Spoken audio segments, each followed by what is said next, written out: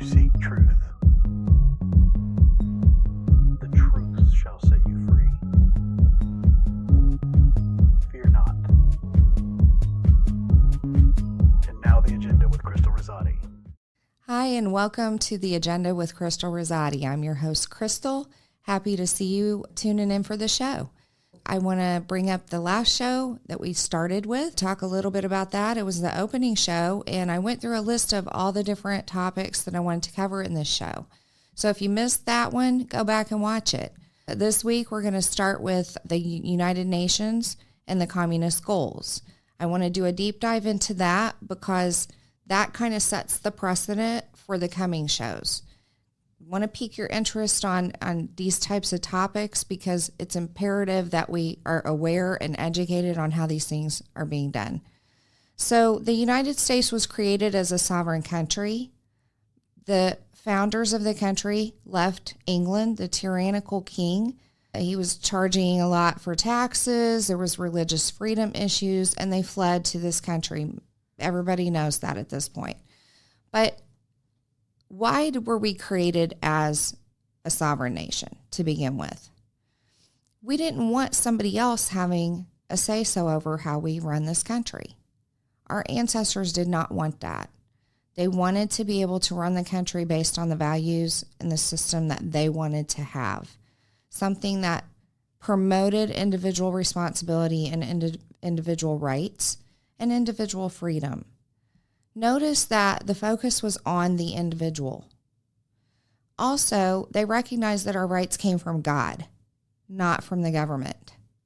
And they didn't want the government to ever be escalated to a point where we had to depend on the government to tell us what to do and to govern us. They wanted people to be self-governing. Now, why is that important? Fast forward to today, we have this lovely entity called the United Nations, and everybody's pretty much heard of the United Nations. Everybody knows what the UN is doing or trying to do, but I think there's a misconception about it. A lot of people think the UN is a good entity that's trying to promote good in the world, and I want to do a deep dive and talk about that because I think there are things that people just may not know. At my age, I knew about the UN for a long time. I didn't remember the history of it. So in that case, it's always good to go back to basics. But there, I believe, are generations now that don't even know what the UN is, what their goals are, what they're trying to do in the world, any of that, their impact, any of it. So I want to do a little deep dive on that. So the UN was born from an advocacy by President Woodrow Wilson. He felt strongly that the world needed a collaboration cooperative of countries to promote peace. And so there was something called the League of Nations that started in 1920 at the Paris Peace Conference. But the U.S. didn't join it initially. Well, over time, that League of Nations kind of fell apart. It fizzled out, didn't work. But in 1945, there was a UN conference on international organization. And that was following World War II. You have to think countries were coming out of the World War. People didn't want a future war. So the main focus was world peace at that point, not having future wars. So at the time it was birthed in 1945, there were 50 countries that joined. They drafted the UN Charter, and that was adopted on June 25th of 1945.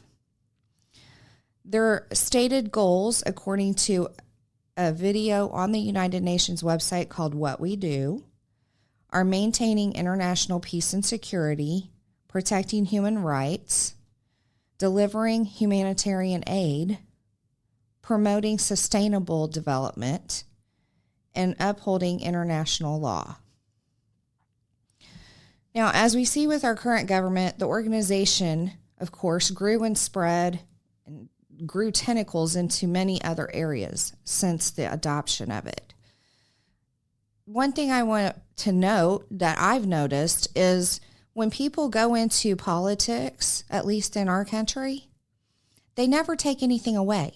It's like their whole entire job is to create new laws, but they don't spend any time removing laws that don't make any sense anymore. Unless you're the current administration and you don't like the executive orders that were put in about the border last administration, then those get removed. But as far as laws on the books, they just don't tend to ever get removed. We have some stupid laws in America still on the books. I know at one point you couldn't eat an apple in Las Vegas or something stupid like that. Those are still on the books because the effort is always to progress. Thus the term progressives. And it's always to create new things. Somebody wants to promote themselves and say, I did that. And so they just keep making more and more and more and more laws. Now, in turn, more and more and more and more of our freedoms are reduced and taken away. But that's another subject. This point, we have 193 member countries in the UN, including the United States. Josh, can you put up slide 1, please? This is a list of all of the UN-related collaborations and arms. And I just want to highlight a few of them that you may not have realized are part of the UN. UNICEF, World Wildlife Foundation, the World Health Organization, the World Economic Forum. Most people knew those two. There's a branch called the UN Environment. There's the International Monetary Fund, which I myself didn't realize until recently that was part of the UN. I thought it was a separate entity. There's the Asia Pacific Economic Cooperation. Now that's dealing with the Asia Pac region, but it's all financial, right? So, thank you, Josh. So now let's talk about Sustainable Development Goals, SDGs as they're referred to, because those are the hot topic now with the UN.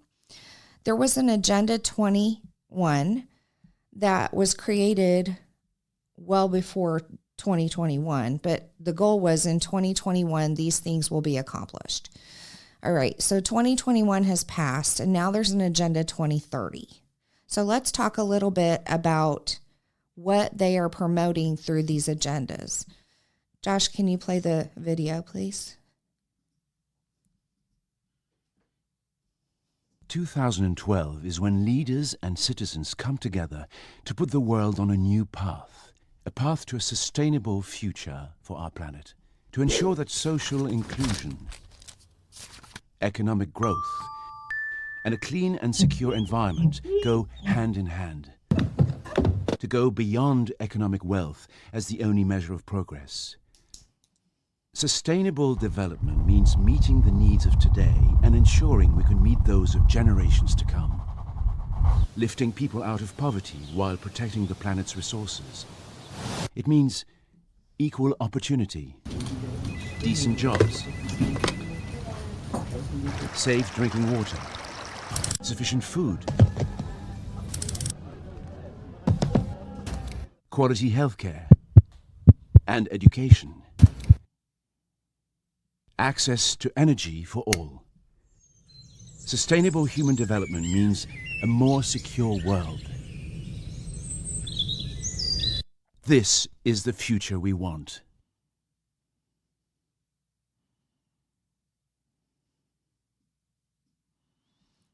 That's such a cute little video, isn't it? It was from 2013.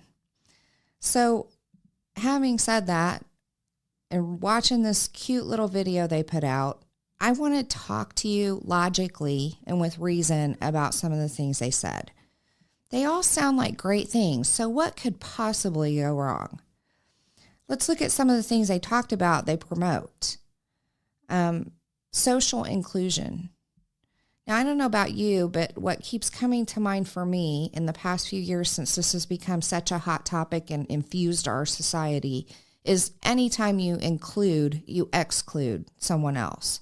And I'm seeing that a lot. I know you guys know the one demographic that keeps getting excluded. I'm just going to say it. Caucasian males. Preach! Thanks, Josh. At my work, we had these employee resource groups, and there were all these different groups. One for Pride, one for females, one Latino one for the African American group.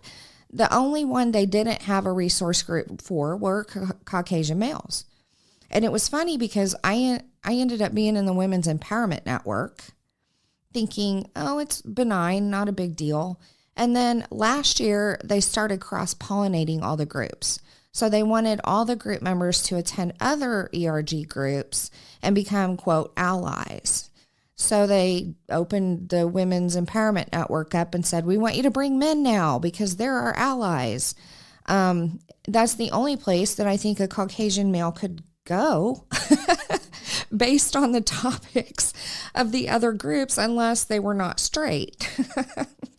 But anyways, it's just ridiculous how crazy it's become. But we've seen an incredible uptick in that in this country, I would say in the past 10 years or less. It has infused our society. They want to be involved in jobs. Everyone needs a good job.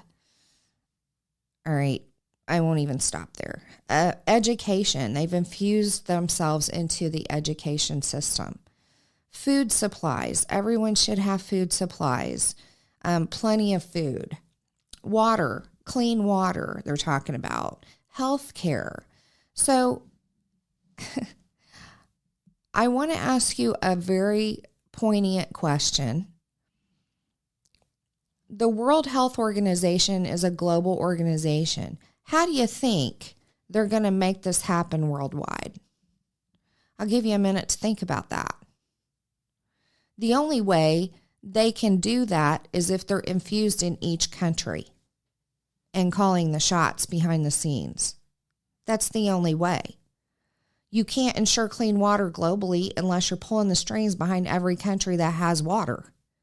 You can't ensure food supplies and plenty of food for everyone unless you're behind the scenes pulling strings in every country. So I just want to point that out. Another thing that often comes to my mind, and I've said it so many times in my life, is he who pays the bills calls the shots. Now, you could say, well, we pay the United Nations to do things for us. And we do. But you don't think that money's getting infused back into certain countries through programs? We just saw the list of all the different programs they have. There's a payoff going on, I guarantee it. In addition to that, if they are, in fact, in these countries, these member countries, behind the scenes pulling the strings and guiding them, they'll always say, we just give them guidance. They're still sovereign. They can choose whether or not to do it. But just the most pertinent example that recently happened was COVID, the shutdowns. The World Health Organization, all they did was recommend that you lock down. They didn't make the member countries lock down. They're still sovereign, right? But the funny thing is, these member countries depend on that global entity to give those recommendations, and then they tend to act on them. So you may not have to act on them, but if you're a member country, you kind of do. We talked a little bit in the last show about the pandemic treaty that it's in draft 0 right now. It's supposed to be released in May, and they're supposed to have a vote. These member countries, there's 134 member countries. They're all supposed to vote on whether or not to pass that pandemic treaty. And the UN has caught wind of the resistance from these countries' citizens against it. And so their response has been, well, again, we're just making recommendations. We're not forcing anybody to do anything unless it affects the people negatively or other countries' people. Well, think about that. What situation with COVID didn't affect the people and the people of other countries? We do global business all the time. People travel. They go back and forth between countries. Of course, it's going to have an impact on other countries, at least in their eyes. And it's going to have an impact on our citizens, at least in their eyes. There's always a sneaky way around it.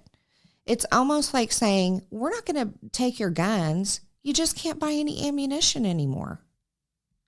How are you supposed to use them? So in effect, they're right. They're not violating the Second Amendment that you can own one, but they're just going to make it so you can never use it. It's the same with this concept.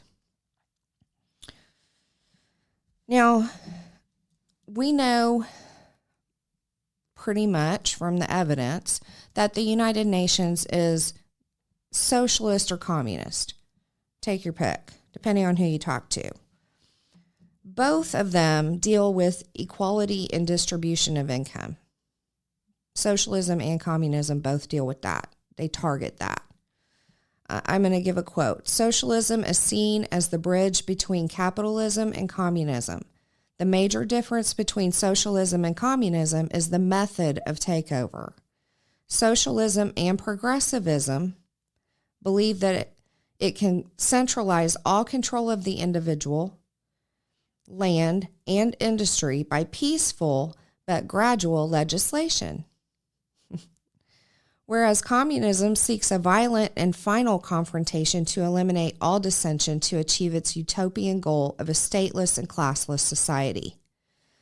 I'm going to go back to that comment about doing these gradual things with socialism through legislation. What were we just talking about earlier? Politicians go in to their office, they get elected into office.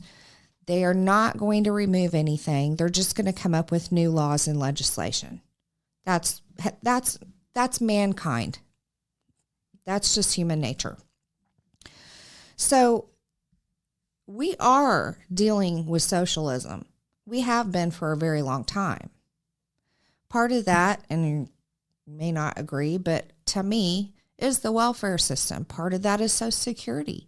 Part of that are these government programs that they're taking money from us as taxpayers and putting it back into the public. It's really a redistribution of wealth type of concept. That's nothing new. So let's look at the groups that are related to sustainable development. They list women, children and youth, indigenous peoples, non-governmental organizations or NGOs, you may have heard of those, local authorities, workers and trade unions, business and industry, scientific and technological community, and farmers. I'm going to say that pretty much ticks off all the boxes of everybody alive. Although, I didn't see one dedicated to men. But, they probably fit into one of those other categories. So those are the groups they're representing through these sustainable development goals. I want to go into a little bit about the Agenda 2030. So if we can go to slide 2. There are 17 goals as part of the sustainable development. I'm going to read off each one and what they actually represent. Goal number 1, you'll see it in the red box at the top left, is end poverty in all its forms everywhere. How do you think they're going to do that? Even Jesus said, you're always going to have the poor. How are they going to end poverty everywhere in all forms? Well, first you have to look at the definition of poverty. What does poverty mean? I know in the U.S. there's a poverty standard that they come up with, and it's a totally bogus formula for how they came up with it. It's the same as when they say, we have hungry kids in the U.S. Do you know how they determined that? They did a questionnaire with kids and asked them if they've ever been hungry. Do you know any kid who has never been hungry? That's how they're determining these statistics. So again, we have to break all this down and look at it critically in order to understand exactly what they're saying they want to do. Goal number 2 is, again, end hunger, achieve food security, and improve nutrition and promote sustainable agriculture. What is sustainable agriculture? Because all I hear them complain about is methane from cows. All I hear them complain about is, cow farts. I'm going to say it as they call it. Different things that are coming out of agriculture that they complain about. Well, if the current agriculture isn't sustainable, quote unquote, according to them, then what is? You've heard the stories, and I'm going to tell you they exist. I've seen the videos of these incidents where Bill Gates with the Gates Foundation, which is also heavily tied to the United Nations, it's a funding source, talking about how we need to stop eating meat. We need to put insects. We need to use insects because they're high protein and they're sustainable. There are companies who are already putting that in food. You just have to know the code word and the ingredients to figure it out. Research this. I'm not telling you something that isn't already out there in plain sight for people who are interested and intrigued by it. We now have labs that are creating meat. I saw an article today where they're actually creating meat through a 3D printer. These things are crazy to me. Goal number 3, ensure healthy lives and promote well-being for all at all ages. Who determines what a healthy life is? Are they going by metrics? Because I can tell you, like the BMI index, I don't know about you, but it drives me insane. I don't think it's accurate at all. And a lot of people have said that in science, but it's still the standard. So what does healthy lives mean? I've been in the pharma industry for a very long time, and I can tell you a couple of things that I noticed. Number one, there's a flu shot that, went around in the 80s, and I happened to get one, and I got sicker than I ever would have been if I had just gotten the flu. And I did some research on it, and the scientists at my work kept saying, oh, you couldn't have gotten the flu from the shot. It's a dead virus. Something else that occurred to me, though, is they're giving everybody the same dose. So a 6'2", 250-pound man is getting the same dose as me. That's 5'4" and a lot less weight. That could be a factor. There's so many different factors. I know with the recent vaccine that there are factors in that as well. If it was given in a vein, it wasn't supposed to be. They were supposed to aspirate first to make sure it wasn't in a vein. If it was given in a vein, it could cause problems. If the batch went out of temp control, it could cause problems. There were so many factors in that, right? So how do they determine healthy? What does that mean? And well-being, what does that mean? I don't even know what that means. It's too vague. Goal 4, ensure inclusive and equitable quality education and promote lifelong learning opportunities for all. So this goes back to what we've been hearing about a lot lately on the free college tuition, forgiveness of the student aid loans. I am looking at this going, what is inclusive and equitable quality education? I don't take anything at face value anymore. What do they mean by those words exactly? Goal 5, achieve gender equality and empower all women and girls. I don't know if any laws on our books in the U.S. that exclude women and girls from anything. Nothing. If you do, comment and let me know, because I have no idea of any that are on the books. And what does gender equality actually mean? Goal 6, ensure availability and sustainable management of water and sanitation for all. Now, again, all these things sound so beautifully nice and kind and virtuous until you start digging and using your critical thinking skills and thinking, what do they mean by that exactly? Because as a Christian, our enemy is always very, very good at hiding the truth, making things look like light when they're darkness. He's very deceptive. The Bible says he walks about like a lion, seeking whom he may devour. I think there are people of their father on this earth. And so I don't trust things. I'm a skeptic, and I hope you will be too, because sometimes you dig into things and you do find that they're okay. But we should not just take things at face value. It's too shallow. Goal 7, ensure access to affordable, reliable, sustainable, and modern energy for all. Well, we know what that means. I won't even stop there. Goal 8, promote sustained, inclusive, and sustainable economic growth, full and productive employment, and decent work for all. I keep hearing in the U.S. that our unemployment is great, but I keep hearing from the other side that they're fudging the numbers. I can tell you a couple of days on LinkedIn, you're going to find how many people are desperate for a job. It's clear. I am one of them. Not desperate yet, but, getting there. Goal number 9, build resilient infrastructure, promote inclusive and sustainable industrialization, and foster innovation. What does that mean?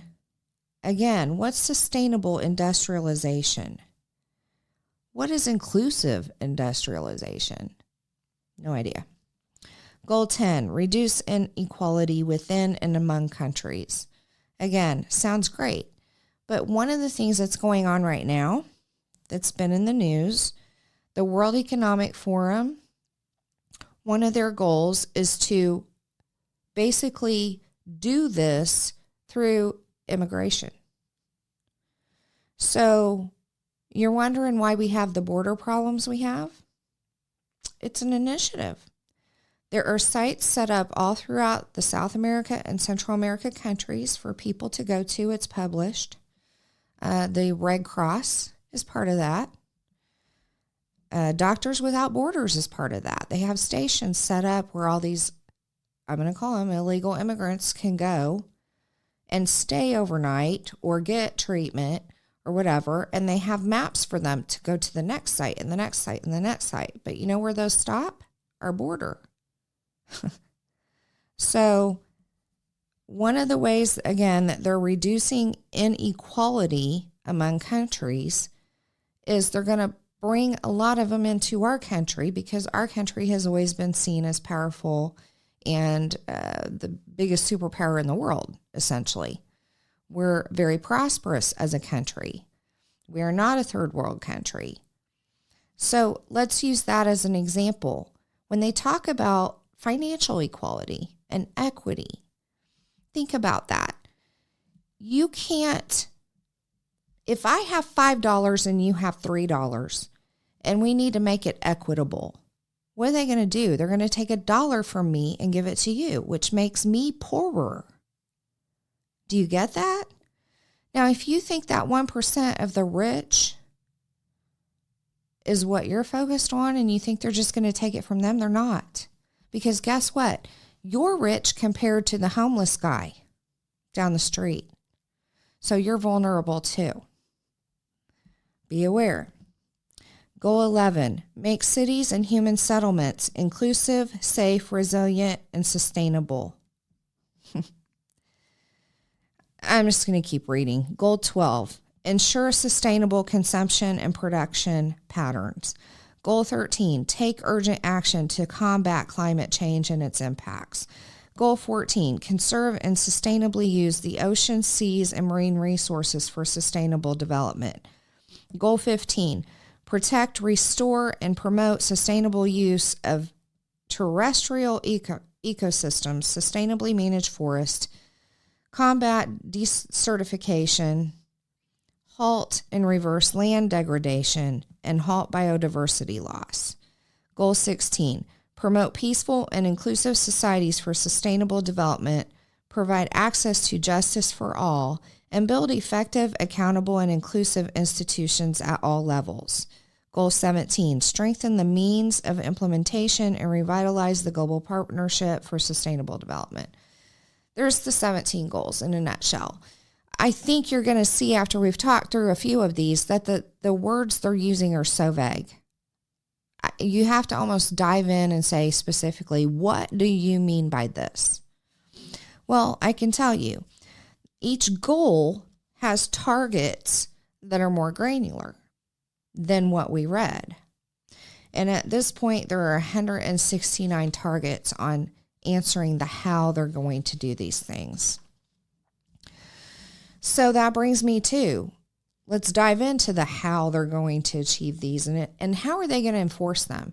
If you have a global entity and we're the United States and we're supposed to be our sovereign country, but we're a member country of the UN, how do they enforce them in our country?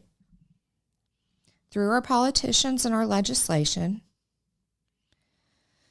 through their recommendations that we have to follow. Are we looking at something similar to an HOA to break it down and make it more relatable? I don't know about you, but I've lived in a few HOA type of homes. I will never do it again because of a couple of things. Number one, I don't see the logic in paying somebody to tell me what I can and can't do on my own property and in my own home. Do they provide some great services? Yeah, there's always a positive side. But ultimately, I'm not willing to forfeit that. Number two, I've seen it where we had a really great board or president. They move on and then we get a really bad one. And you can't control that. They control that. So I've had things like threatening letters sent to me because of leaving my dog chained out at the corner of the building all the time, and I never had a dog at that point. Our trash cans weren't put in the right place. Now your mailbox has to be replaced, and it has to be this certain color and this certain vendor that you can use that charges 3 times what you could buy it for elsewhere. That's kind of what I compare this to.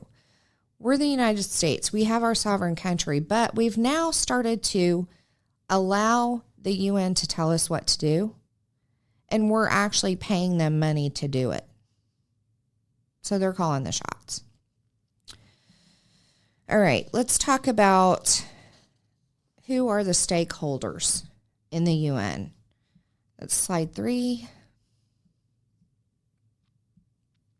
This is the list that they give. Women, children, and youth. We talked about this a little bit before. Indigenous peoples, non-governmental organizations, local authorities, workers and trade unions, business and industry.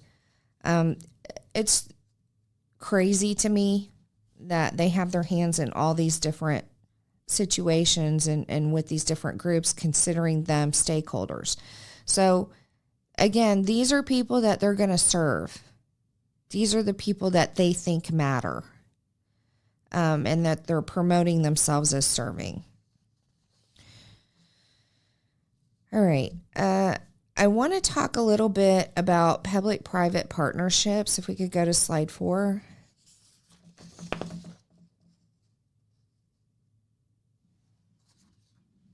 Actually,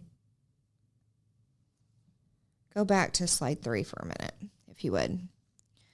At the bottom, I want you to notice it says they organize special events, conferences, and forums where stakeholders from different sectors contribute to sustainable development initiatives.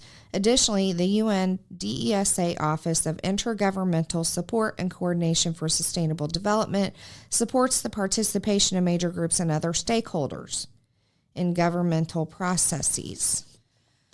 They mention in their documentation, they mention public-private partnerships.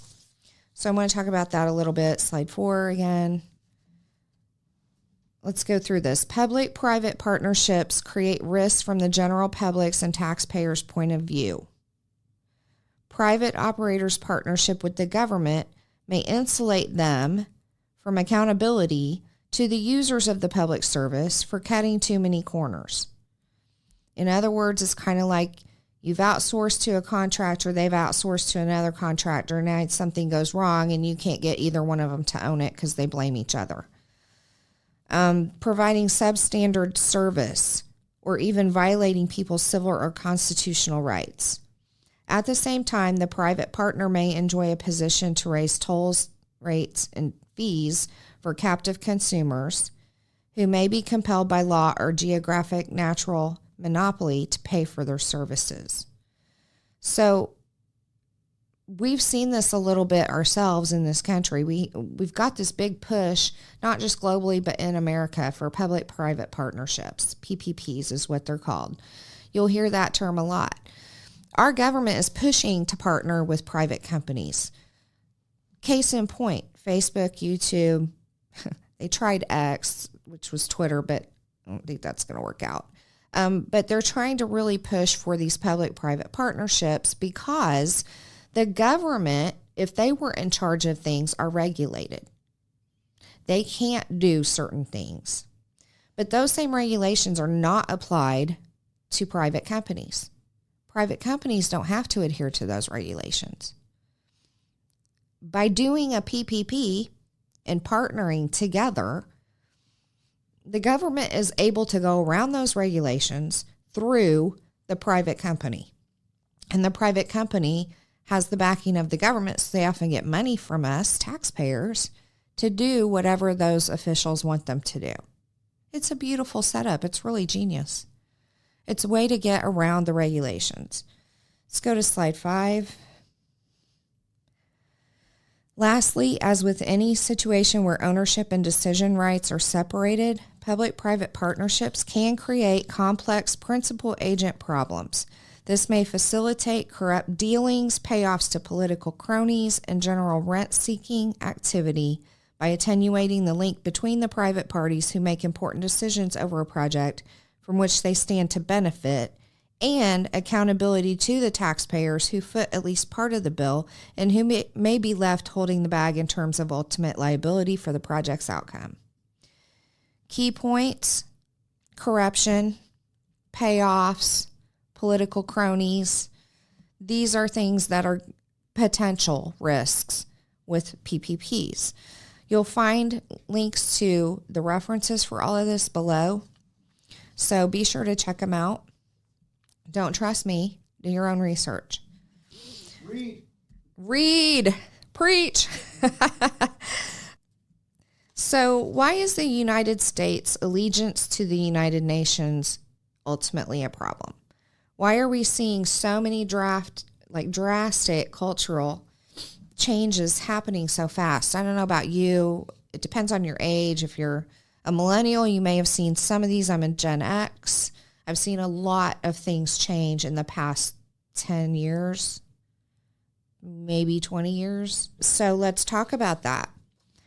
I don't know if you're aware, I mentioned it on the first show, that there was a list of 45 communist goals that were discovered from a book called The Naked Communist, and they were read into the U.S. Congressional record in 1963 by Congressman Albert Herlong Jr., a Democrat in Florida.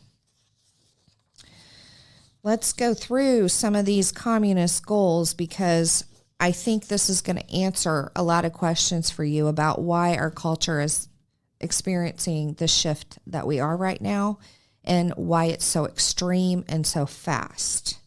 If we could go to slide 7. I'm not going to go through all the goals. You're probably sighing a huge sigh of relief about that, but we're going to highlight some of them because I think it's important for you to grasp the fact that this has been an agenda since 1963, even before that. And infiltrating our different institutions in America, they're able to push these through slowly. The communist goal number 11 says promote the UN as the only hope for mankind. If its charter is rewritten, demand that it be set up as a one world government with its own independent armed forces. Do you know they do have their own independent armed forces and they are in the member countries? Just as an FYI. This goal, again, I can't stress this enough. These goals were written probably, I don't know when the Naked Communist came out, but it was well before 63. So this has been something they've determined to happen for a long time. Notice that in the goal, it calls out a one world government. So using the HOA as a scenario, if you don't pay your HOA fees, even if you're paying your property taxes, your mortgage, and everything else, did you know they could put a lien against your property? They can actually end up owning your property. They're not on the title, they're not on the deed, but they have that kind of power over you as a resident in an HOA-run subdivision or community. It's the same with the UN. The U.S. has given power over to the UN, and they have taken it and run with it. And they are a communist organization. They are trying to set up a one world government through communism and socialism. Slide 8, Josh. This one's interesting. Resist any attempt to outlaw the Communist Party. Back in the day, we had people that ran on the Communist Party in the U.S. in elections. And that was one thing I recall being an issue. Like, they were free to do that. So we've seen that come to pass. Slide 9. Capture one or both of the political parties in the U.S. How many times do we talk about it being a uniparty? The Democrats and Republicans, it's a uniparty anyway. It doesn't matter which side you're on because it's a uniparty. They all vote in tandem with each other. I've heard this so much, and I never saw it as much as I have in the past 10 years or so. Again, one that has come about very quickly, but it's very clear when you see it. Slide 10.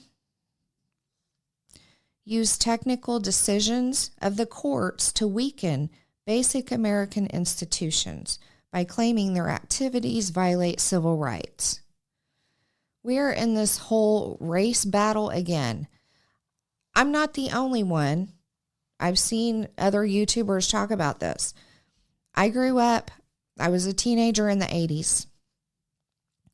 We did not have racism then. We had fought it in the 60s. It was almost eradicated. I'm sure there were fringe people here and there that were still racist, but my generation wasn't. And now look at us. Here we are, and we're back to the race wars.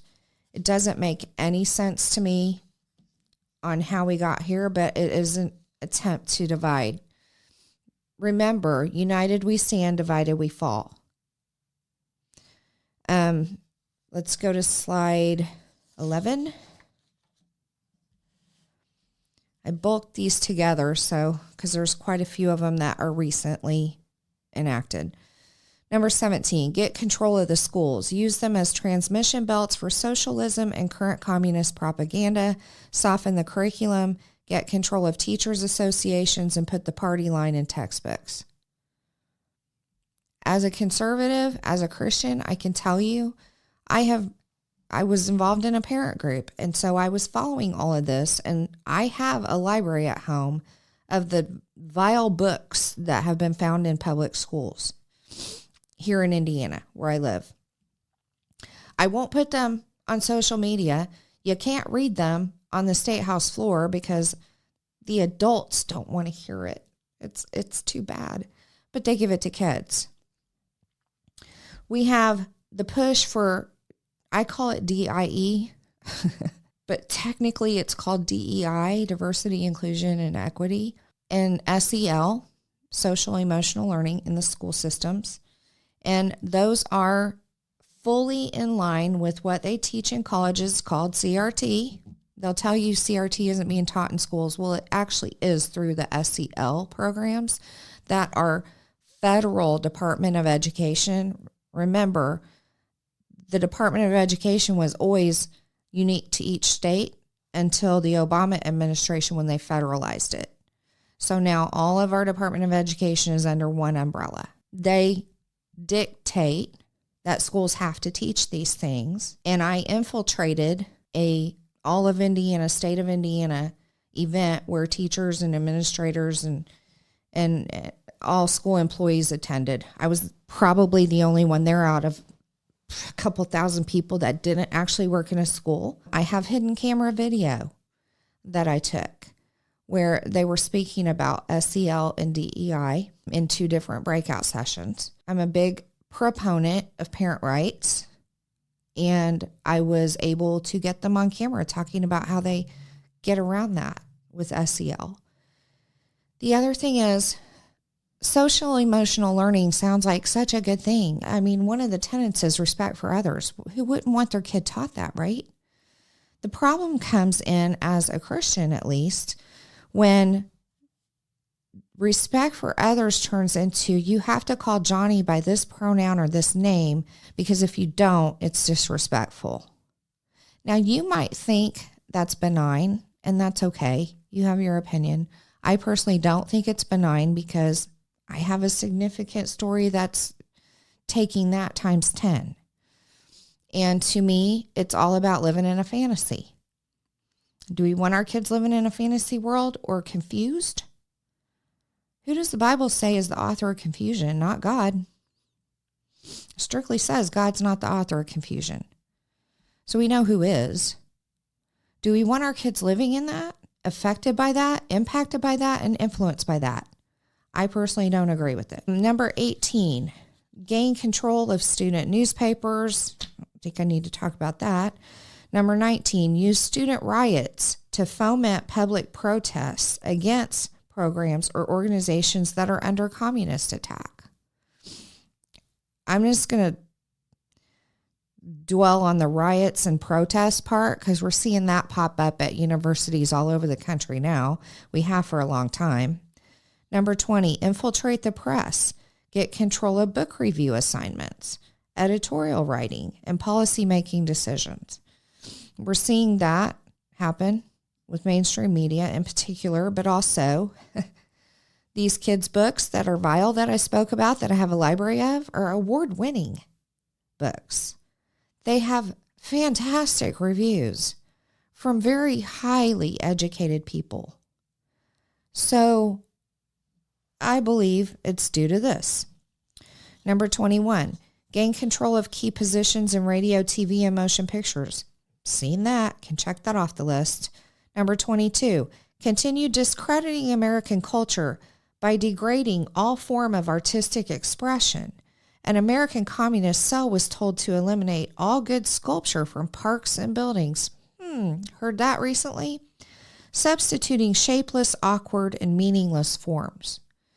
I don't understand the psychological impact of this myself, but I can tell you there's a whole lot of, in Indiana, whole lot of shapeless, meaningless forms all over a very influential city just outside of Indianapolis on the north side. Even in downtown Indy, even around the highways. And then we saw the massive attempts at taking down historical statues across this country just last summer. So there's that. Number 23, control art critics and directors of art museums. Our plan is to promote ugliness, repulsive, meaningless art. I can tell you, at least in my perspective, there's a president's son who's contributing to that and making a lot of money at it. Number 24, eliminate all laws governing obscenity by calling them censorship and a violation of free speech and free press. We're seeing that all over the place as well. We had a fight here in Indiana for taking obscene books out of the libraries.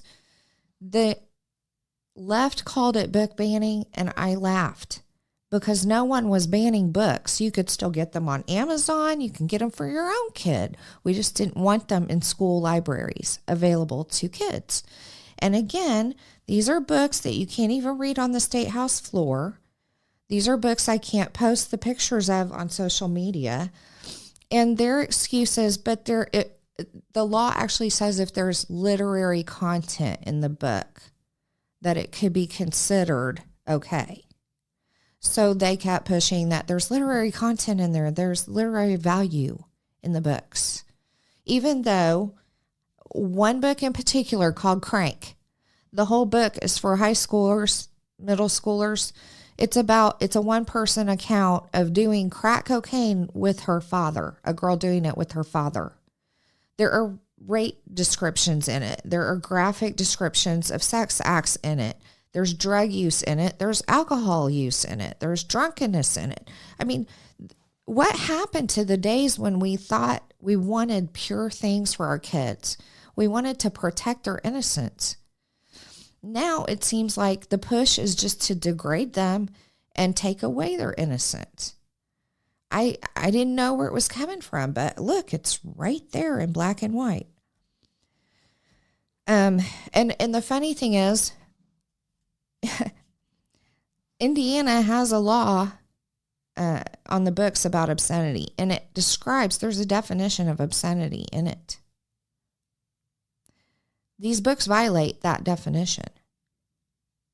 So people complaining that people just want a book ban and they want to take books out of schools and they don't want them available to anybody else. In fact, there's bookstores that have opened locally that the only books they carry are the ones on the bad list for kids. And they promote it and market it and they love it. If it violates the definition of obscenity and it's illegal for me to give a minor that same book outside of 500 feet from a school property or a public library property, if it's illegal and it's a felony, then guess what? It shouldn't be in a school. If it's illegal and it's a felony, it shouldn't be in a public library in the children's section. Would you give the kids a Playboy? Would you give them a Hustler? Whatever else is out there now? Everybody I've asked that to was like, no, we wouldn't do that. Well, then why would you give them these books with these illustrations of anal sex and all kinds of sex acts in them? Why is that okay? It's the same thing. Okay, off my soapbox. Number 25, break down cultural standards of morality by promoting pornography and obscenity in books, magazines, motion pictures, radio, and TV. We don't even need to talk about that because it's everywhere. Number 26, present homosexuality, degeneracy, and promiscuity as normal, natural, and healthy. That's been going on since the 60s and 70s. Next slide, slide 12, please.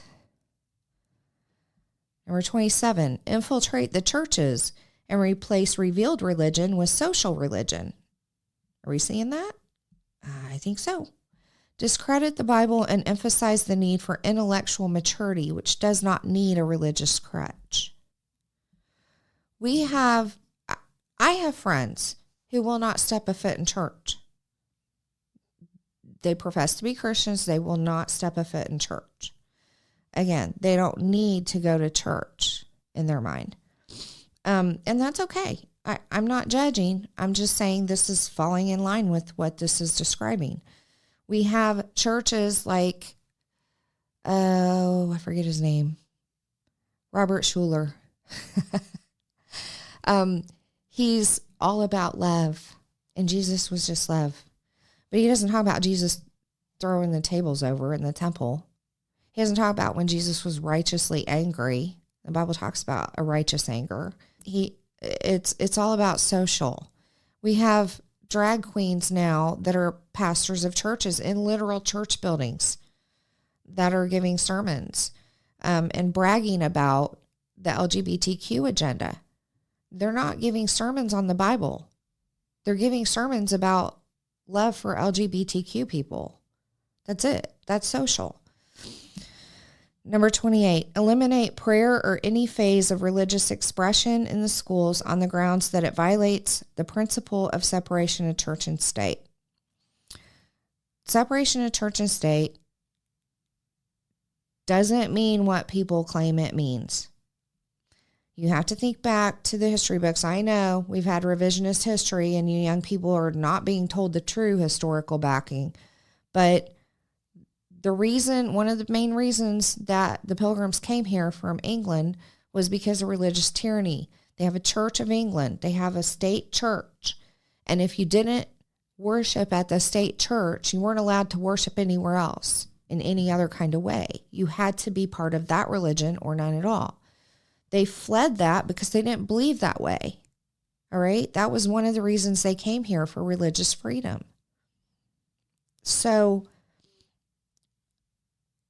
they're not talking about keeping churches out of state. They're talking about, the founding documents are talking about keeping the state out of the churches. You won't find it in the Constitution either. It's not even in there. It was actually just in a letter. I believe James Madison wrote it.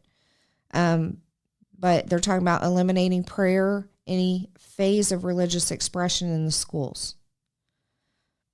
They've already done that a long time ago. We know that. Number 29, discredit the American Constitution by calling it inadequate, old-fashioned, out of step with modern needs, a hindrance to cooperation between nations on a worldwide basis. That's going on all the time. We've now got generations who have gone through our universities and colleges who have been trained through the curriculum and education system, which who does this go back to? The United Nations. Hello. They have their hands and tentacles in education. And the communists or Marxist embracers that exist in our government. Number 30, discredit the founding fathers.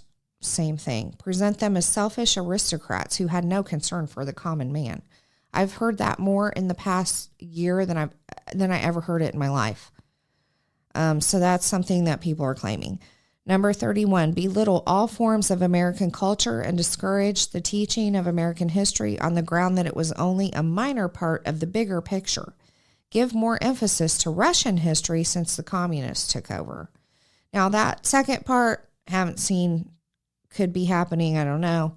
But that first part, I've seen that happen. Talking about discouraging the teaching of American history. There's revisionist history going on all over the place, folks. If you can get your hands on history books from before the internet, do it. Number 32, support any socialist movement to give centralized control over any part of the culture, including education, social agencies, welfare programs, mental health clinics, etc. Don't even need to talk about that. That's going on. Number 33, eliminate all laws or procedures which interfere with the operation of the communist apparatus. So we got one more slide, number 13. I'm going to try to go through these quicker. I won't elaborate on them a whole lot because I think they're pretty self-evident. Discredit and eventually dismantle the FBI. We have Republicans right now pushing to do that. I don't like the three-letter agencies myself at all. I don't trust them. I have no trust in them. However, I find it interesting that this is actually a communist goal, and we're doing that now. It doesn't matter which side of the aisle you're on. 36, infiltrate and gain control of more unions. That's been done. Been there, done that. Number 37, infiltrate and gain control of big business. That's been happening. Again, one of the things with the United Nations is the ESG scores. We talked about that a little bit in the first episode, and I'm going to dive into that more in the next episode. But the environmental social governance scores that businesses are adhering to come from the United Nations, all right? They're embracing that. And as part of that, it shows me that big business is in line and aligned with the UN.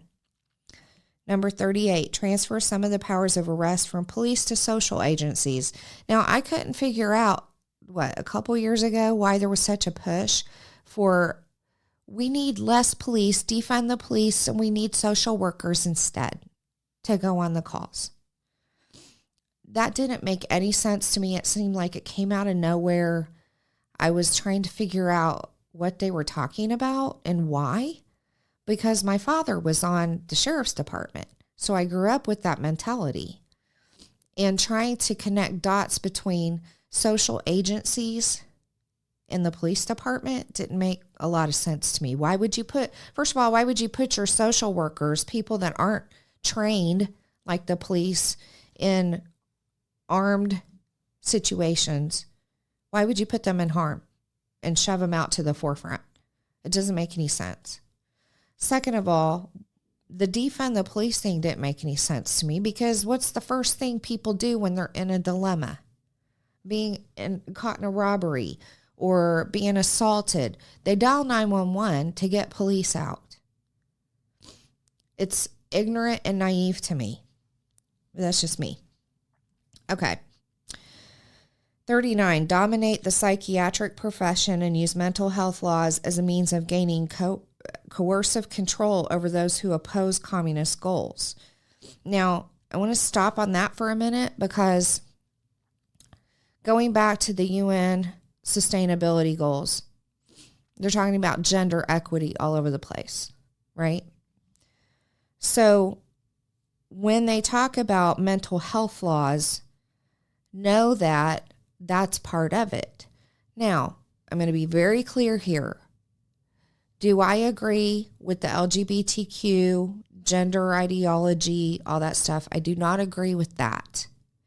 Have I been unkind to people because they are in that group of people, that identification? No, and I will not be unkind to them because of that. Okay?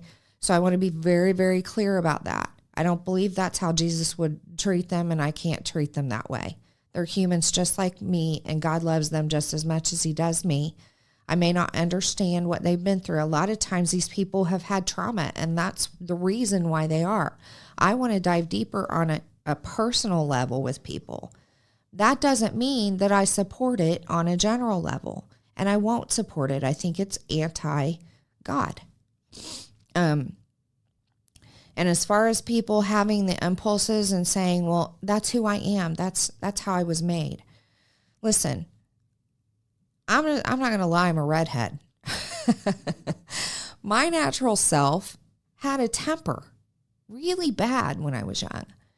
And I had to learn to rein that in and control it and behave myself and suppress and deal with it separately, okay?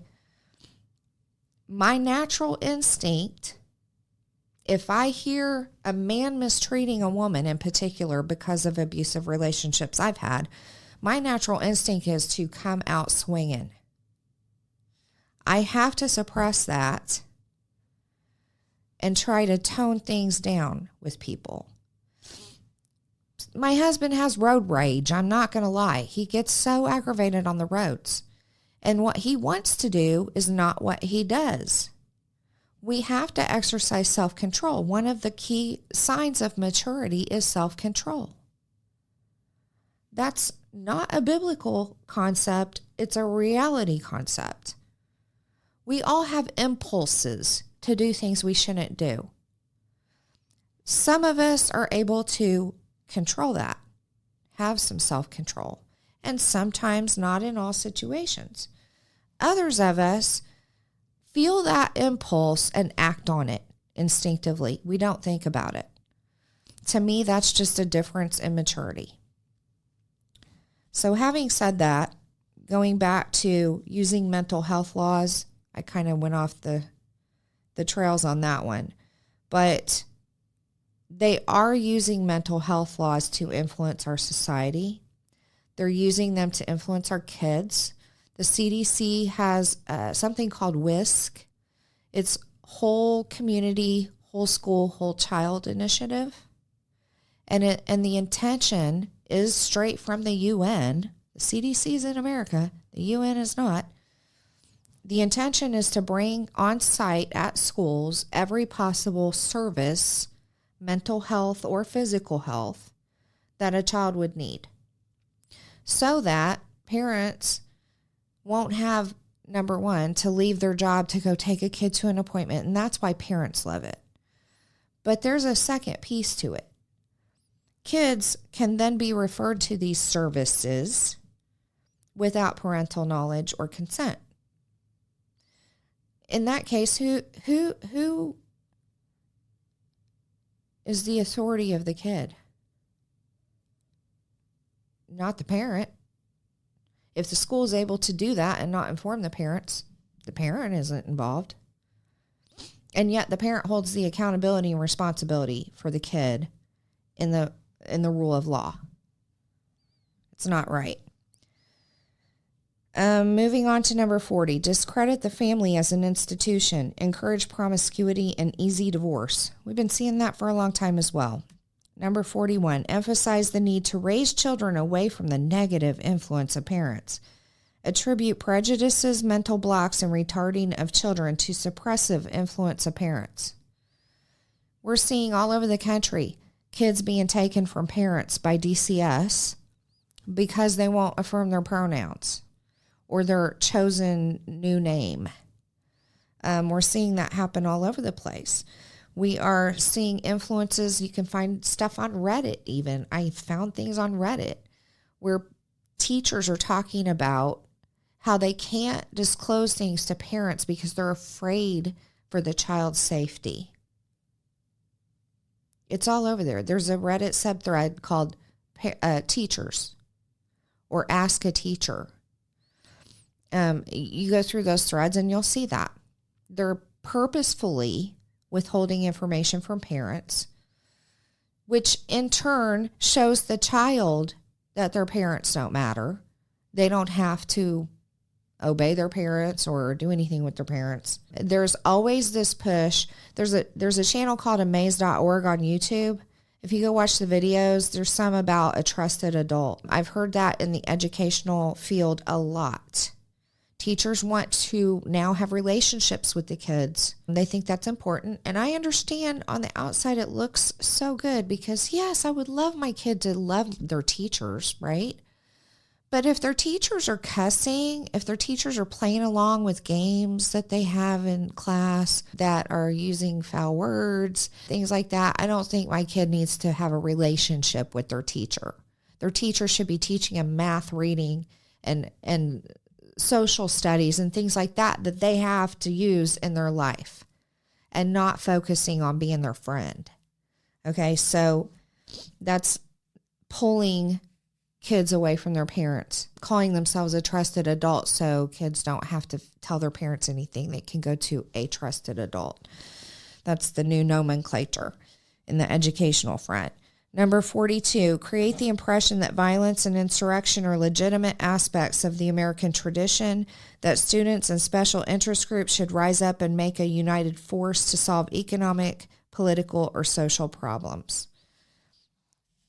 Again, I don't even know that I need to go into this because we are seeing this all over the place as well.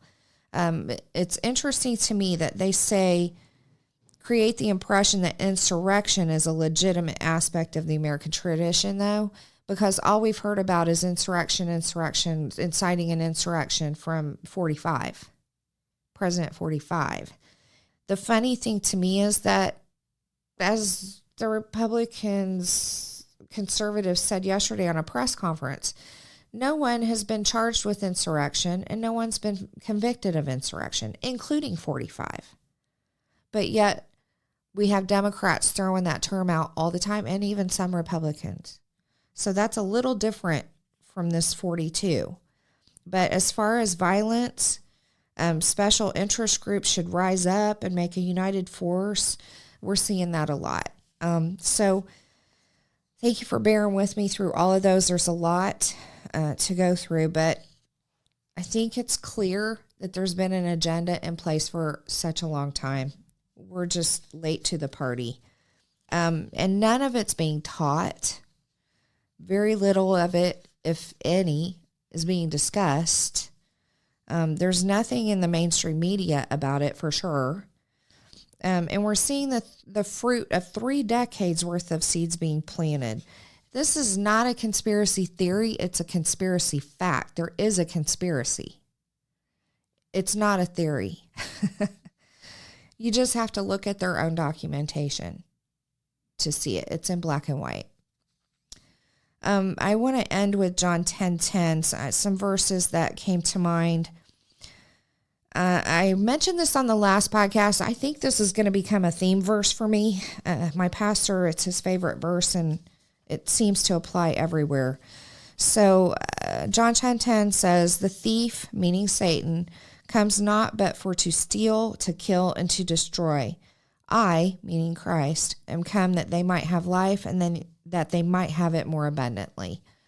I hope that gives you a little hope, because we're seeing the enemy at work so strongly. We're in the last days. I firmly believe that, and we're seeing him work so strongly to tear this world apart, to tear society apart, to pit one group against another and cause division and cause confusion.